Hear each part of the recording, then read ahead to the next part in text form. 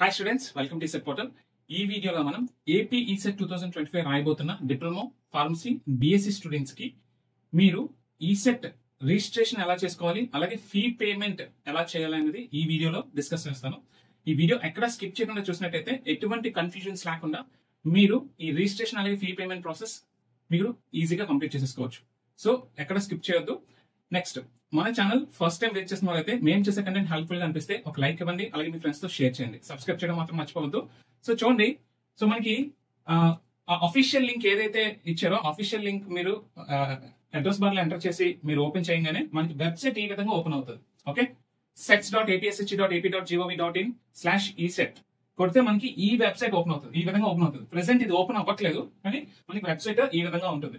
So మీకు కావాల్సిన information అంతా కూడా చూడండి, ఈ బార్ మీద ఇదిగోండి, ఈ హారిజాంటల్ బార్ లో ఉంటుంది. Home, about us, eligibility, registration fee details, section wise streams, syllabus, important dates, detail notification, corrections, mock test, contractors, ఇవన్నీ మీకు ప్రతి దాంట్లోనే ఇన్ఫర్మేషన్ ఉంటుంది. మీరు చెక్ చేసుకోవచ్చు. Already registration fee details, section wise streams, syllabus, important dates ఇవన్నీ మనం previous వీడియోలో డిస్కస్ చేసేసాం. సో జస్ట్ ఈ వీడియోలో మీరు step 1 eligibility criteria and fee payment ఎలా చేయాలి అనేది నేను ఇప్పుడు మీకు ఎక్స్ప్లెయిన్ చేస్తాను. ఓకే, మనం ఇంకొక వీడియోలో, నెక్స్ట్ వీడియోలో మొత్తం ఈ 3 స్టెప్స్, అంటే పేమెంట్ స్టేటస్ ఎలా చెక్ చేసుకొని అప్లికేషన్ ఎలా సబ్మిట్ చేయాలి, మెయిన్ అప్లికేషన్ ఇక్కడ స్టెప్ 3 లో ఉంటుంది.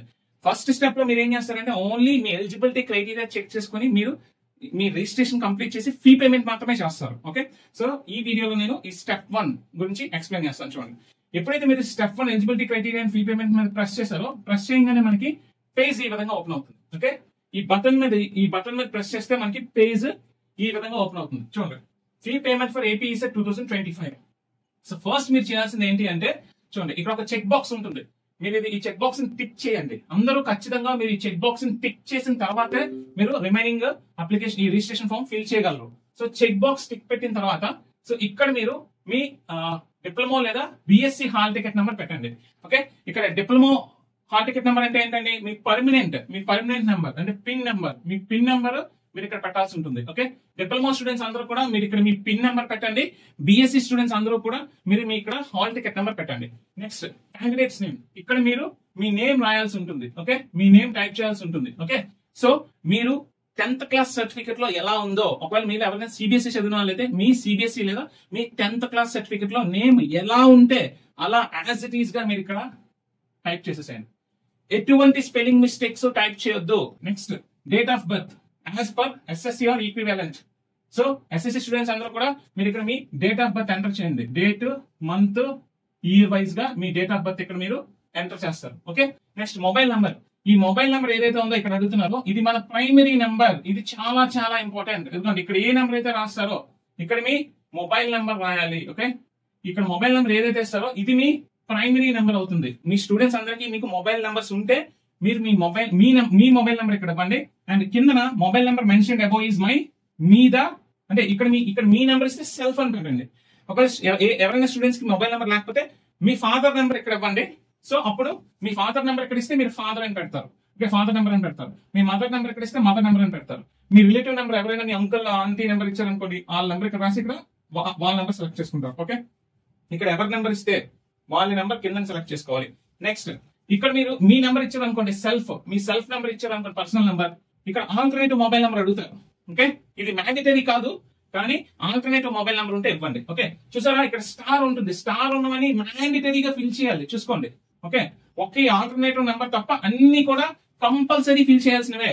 సో మీకు ఆల్టర్నేటివ్, ఇక్కడ మీ మొబైల్ నెంబర్ ఇచ్చారనుకోండి, ఇక్కడ ఆల్టర్నేటివ్ మొబైల్ నెంబర్ లో మీ ఫాదర్ మొబైల్ నెంబర్ ఇవ్వండి. ఓకే, నెక్స్ట్ ఈమెయిల్ ఐడి, మీ పర్సనల్ ఈమెయిల్ ఐడి ఇక్కడ ఇవ్వండి. ఓకే, ఈమెయిల్ ఐడి ఇక్కడ ఇవ్వండి. ఈమెయిల్ ఐడి @gmail.com ఇలా. ఓకే, ఏదో ఫ్యాన్సీ ఈమెయిల్ ఐడీస్ కాకుండా ఒక ప్రొఫెషనల్ ఈమెయిల్ ఐడి ఒకటి తయారు చేసుకోండి. Next, category. ఇక్కడ కేటగిరీ మాత్రం చాలా చాలా ఇంపార్టెంట్. మీరు ఇక్కడ ఏ కేటగిరీ ఇస్తారో ఇంకా ఫర్దర్ గా అదే కేటగిరీ మీరు ఇవ్వాల్సి ఉంటుంది. జాగ్రత్త చూసుకోండి. మీరు ఓసీ అయితే ఓసీ, అంటే అలాగే ఓసీ మీరు ఈడబ్ల్యూఎస్ అయితే ఓసీలో ఈడబ్ల్యూఎస్ ఎకనామికల్ వీకర్ సెక్షన్స్ అయితే మీరు ఇద్దరు కూడా ఓసీనే పెట్టుకోవాలి. నెక్స్ట్, బీసీలో ఈ 5 కేటగిరీస్ ఉంటుంది. BCA, BC, D, BCE and SC and ST category ఉన్నాయి. సో దాన్ని బట్టి మీ రిజర్వేషన్ కేటగిరీ ఏదైతే ఆ కేటగిరీ పెట్టుకుంటారు. దాని తగ్గట్టే మీ ఫీజు ఉంటుంది. ఓసీ కేటగిరీకి అయితే 600 రూపీస్ ఉంటుంది. బీసీ కేటగిరీ మొత్తానికి 550 రూపీస్ ఉంటుంది. అండ్ ఎస్సీ ఎస్టీ కేటగిరీకి 500 రూపీస్ ఉంటుంది. Last step, payment options. Convenience charges apply అవుతాయి. మీకు ఇక్కడ పేమెంట్ ఆప్షన్స్ ఫస్ట్ మనకి ఏంటంటే నెట్ బ్యాంకింగ్ ఇస్తారు, లాస్ట్ లో డెబిట్ కార్డ్, క్రెడిట్ కార్డ్ ఇస్తారు. మీరు డెబిట్ కార్డ్ ని సెలెక్ట్ చేసుకున్న తర్వాత నెక్స్ట్ ఇలా చూస్ చేసుకుని పే అనే ఇదిగోండి ఇక్కడ పే మీద మీరు ప్రెస్ చేసినట్టయితే పేమెంట్ పేజ్ ఓపెన్ అవుతుంది. సో పేమెంట్ పేజ్ లో ఈ పే ప్రెస్ చేయగానే మన పేమెంట్ పేజ్ ఓపెన్ అవుతుంది. పేమెంట్ పేజ్ లో మీ డెబిట్ కార్డ్ డీటెయిల్స్ ఇచ్చేసి మీరు ఓకే కొట్టినట్టయితే మీకు ఓటీపీ వస్తుంది. ఆ ఓటీపీ ఇచ్చిన బ్లాక్ లో పెడితే పే సబ్మిట్ అని కొడితే మీకు సబ్మిషన్ అయిపోయి అక్కడే మీకు పేమెంట్ కంప్లీట్ అయిపోతుంది. పేమెంట్ కంప్లీట్ అయిపోయిందని మీరు ఎలా ఇన్ష్యూర్ చేసుకోవాలి అంటే మీరు పేమెంట్ కంప్లీట్ అయిపోయిందని మీరు ఎలా తీసుకోవాలి అంటే మీకు ఒక పేమెంట్ రిసిప్ట్ జనరేట్ అవుతుంది. ఓకే ఇదిగోండి పేమెంట్ రిసిప్ట్. ఓకే మీకు పేమెంట్ రిసిప్ట్ జనరేట్ అవుతుంది. ఈ పేమెంట్ రిసిప్ట్ లో పేమెంట్ రెఫరెన్స్ ఐడి ఉంటుంది. ఓకే ఈ పేమెంట్ రెఫరెన్స్ ఐడి వస్తుంది. ఓకే ఇది చాలా చాలా ఇంపార్టెంట్. మనకి పేమెంట్ రిసిప్ట్ జనరేట్ అవుతుంది. ఈ పేమెంట్ రిసిప్ట్ లో పేమెంట్ రెఫరెన్స్ ఐడి ఉంటుంది. ఈ పేమెంట్ రెఫరెన్స్ ఐడి కంపల్సరీ కావాలి. సో ఎవరికైతే పేమెంట్ సక్సెస్ వచ్చిందో పేమెంట్ రిసిప్ట్ జనరేట్ అవుతుంది. మనకి పేమెంట్ రెఫరెన్స్ ఐడి కూడా ఆ పేమెంట్ రిసిప్ట్ లో ఉంటుంది. ఓకే అండ్ ఇక్కడ ఇంపార్టెంట్ థింగ్ ఏంటంటే ఇప్పుడు మీరు పేమెంట్ సబ్మిట్ కొట్టారు, మీకు పేమెంట్ సబ్మిట్ అయ్యే లోపల మీకు ఇక్కడ ఏదో జరగడం, పవర్ పోవడం, లేకపోతే క్లోజ్ అయిపోయింది అనుకోండి, పేమెంట్ పేజ్ క్లోజ్ అయిపోయింది అనుకోండి, అప్పుడు ఏమవుతుందంటే మీరు వెయిట్ చేయాలి. ఓకే మీరు వెయిట్ చేసి ఇక్కడ నెక్స్ట్ స్టెప్ ఏంటంటే నో యువర్ పేమెంట్ స్టేటస్. ఇక్కడ స్టెప్ 2 లో ఈ బటన్ ప్రెస్ చేయగానే మీ పేమెంట్ స్టేటస్ పేజ్ ఓపెన్ అవుతుంది. అక్కడ మీరు మీ డీటెయిల్స్ పెడితే, ఓకే ఆల్రెడీ అప్లికేషన్ లో మీరు ఇచ్చిన డీటెయిల్స్, మీ మొబైల్ నెంబర్ ఇవన్నీ అక్కడ పెడితే మీ పేమెంట్ స్టేటస్ వస్తుంది. మీ పేమెంట్ స్టేటస్ సక్సెస్ అని వస్తేనే మీరు మీ పేమెంట్ కంప్లీట్ అయినట్టు. ఎవరికైతే పేమెంట్ డీటెయిల్స్ నాట్ ఫౌండ్ అని వస్తుందో గుర్తుపెట్టుకోండి, మీరు పేమెంట్ చేశారు, మనీ కట్ అయిపోయింది, కానీ మనకేంటంటే పేమెంట్ సక్సెస్ అని రాకుండా ఎవరికైతే పేమెంట్ డీటెయిల్స్ నాట్ ఫౌండ్ అని వస్తుందో వాళ్ళు కంపల్సరీ ఇంకొక పేమెంట్ చేయాలి. మీరు ఇంకా ఆలోచించొద్దు.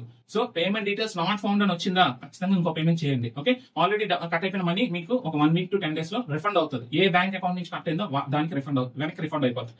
పేమెంట్ డీటెయిల్స్ నాట్ ఫౌండ్ వచ్చిన ప్రతి ఒక్కరు మళ్ళీ పేమెంట్ చేయాల్సిందే. ఓకే నెక్స్ట్ పేమెంట్ సక్సెస్ అని వచ్చిన వాళ్ళు ఇక్కడ నో యువర్, మీరు ఇక్కడ ఈ ప్రాసెస్ అయిపోయింది, పేమెంట్ రిసిప్ట్ మనకి జనరేట్ అయిపోయింది. సో మనకి ఏంటంటే ఇక్కడ మీరు ఏం చేస్తారు, నో యువర్ పేమెంట్ స్టేటస్ మీద ప్రెస్ చేయండి. అప్పుడు మనకి ఏంటంటే మీ పేమెంట్ సక్సెస్ అని వచ్చింది అనుకోండి, అప్పుడు మీరు స్టెప్ 3కి వెళ్తారు. మీరు ఇక్కడ అప్లికేషన్ ఫామ్ ఫిల్ చేయాల్సి ఉంటుంది. ఓకే సో మన నెక్స్ట్ వీడియోలో మీ పేమెంట్ స్టేటస్ ఎలా చెక్ చేసుకోవాలి, అలాగే అప్లికేషన్ అసలు మెయిన్ అప్లికేషన్ ఎలా ఫిల్ చేయాలనేది మళ్ళీ స్టెప్ బై స్టెప్ నేను మీకు ఎక్స్ప్లెయిన్ చేస్తాను. ఓకే నెక్స్ట్ మీకు ఈ వీడియో మీకు ఎలా అనిపించిందో మా కామెంట్ సెక్షన్ లో పోస్ట్ చేయండి. అలాగే మీకు ఈ వీడియో నచ్చినట్లయితే ఒక లైక్ ఇవ్వండి, అలాగే మీ ఫ్రెండ్స్ తో షేర్ చేయండి, సబ్స్క్రైబ్ చేయడం మాత్రం మర్చిపోవద్దు. సో మరిన్ని వీడియోస్ కోసం మా ఛానల్ కంటిన్యూస్ గా ఫాలో అవుతూ ఉండండి. Stay tuned to reset portal. Thank you.